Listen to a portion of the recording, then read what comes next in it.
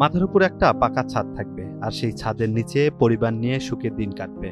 পটুয়াখালীর বাউফলের উত্তর কনকদে গ্রামের আবুল কামালের স্বপ্ন ছিল কেবল এতটুকুই। দীর্ঘ ৩০ বছরের সঞ্চয়ে তিলে তিলে মাথা তুলে দাঁড়িয়েছিলেন ঘরটি। দেয়াল উঠেছে, কিন্তু ছাদটা ঢালাই হওয়া এখনো বাকি।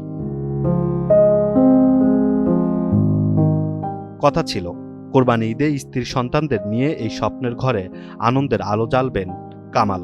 তিনি গ্রামে ফিরেছেন ঠিকই, তবে তার নিথর দেহ আর তার এই স্বপ্নের ঘরে এখন কেবলই লাশের গন্ধ। একে একে সেখানে ফিরে আসছে আরো 4টি কফিন। এখন ঘরে এসে থাকতে চাইছিল, এটা আর হয় নাই। এখন আসলো তার লাশ, পুরো ফ্যামিলি হারা আইবে, রাত্রের দিকে নিয়ে আসবে আর ঘুরাঘুরা সবাই খালি চারটে লাশ আইনে যায় দুই বুড়নে আমি দেখবো খালি আর কিছু নাই, আফসোস আর কোনো আফসোস নাই। চাচার জন্য কিছুই রইলে না, সবই চলাই গেলে।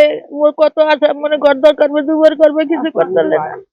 জীবিকার তাগিদে ফতুল্লায় সবজি বিক্রি করতেন কামাল। গত রোববার সকালে ফতুল্লার সেই ভাড়া বাসায় গ্যাস লাইন লিকেজ থেকে হওয়া হঠাৎ বিস্ফোরণ মুহূর্তেই ছাই করে দেয় সব স্বপ্ন। দুগ্ধ হন কামাল, তার স্ত্রী সাইমা, 2 মেয়ে মুন্নি ও কথা এবং একমাত্র ছেলে মুন্না। প্রাণ ইনস্টিটিউটে সোমবার প্রথম বিদায় নেন কামাল। বুধবার নিভে যায় 7 বছরের ছোট্ট মেয়ে কথার জীবনের আলো। বৃহস্পতিবার সকালে ছেলে মুন্না আর দুপুরে বড় মেয়ে মুন্নি পাড়ি জমায় না ফেরার দেশে। আর শুক্রবার সকালে শেষ নিঃশ্বাস ত্যাগ করেন স্ত্রী সাইমা। একে একে নিভে গেল একটি চেরাগের সবকটি আলো। হাসপাতালে নিচে নেওয়ার পর পর্যায়ক্রমে তার বাবা রবিবার দিন সকালে মারা গেছে, সোমবার বাড়িতে এনে দাফন করছে, তারপর মঙ্গলবার রাত্রে মারা গেছে তার ছোট ছেলে,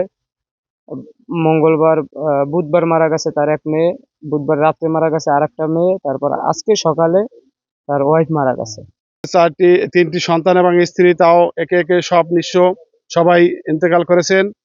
আমরা সবাই মর্মাহত।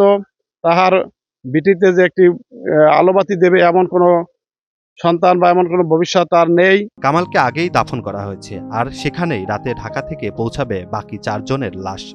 শনিবার সকালে জানাজা শেষে কামালের বুকে ঘুমিয়ে পড়বেন তার স্ত্রী ও সন্তানেরা। নিয়তির এমন নির্মম পরিহাসের কাছে স্তব্ধ বাউফলের আকাশ বাতাস। তিলে তিলে গড়া স্বপ্নের ঘরে এখন কেবলই চিরকালের এক মহা শূন্যতা।